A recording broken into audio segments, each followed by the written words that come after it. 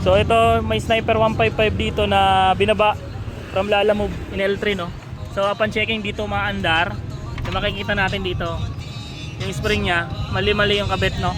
Somewhere in Laguna daw ginawa, hindi alam ko saan, pero kaya hindi umaandar dahil yung mga piyesa na nilagay o pagka-assemble iba. Ito yung mga debris. Dami. Piasable na to sir, yung timing guide to.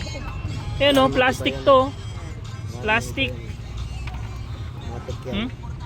So yan, i-refresh na lang din natin to. Tingnan natin kung ano mga parts na tinamaan.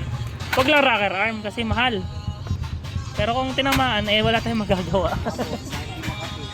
Kakamot kahit di makataya, no?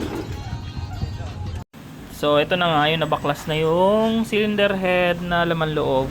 So makita natin, puro debris. And then yung sinasabi natin na sana wag tamaan ay tinamaan. Ayan, yung bearing ng rocker arm di na gumugulong. Lalim, oh. Basag pa nga, oh. Basag yung roller. Tapos ito, yan, oh, lalim.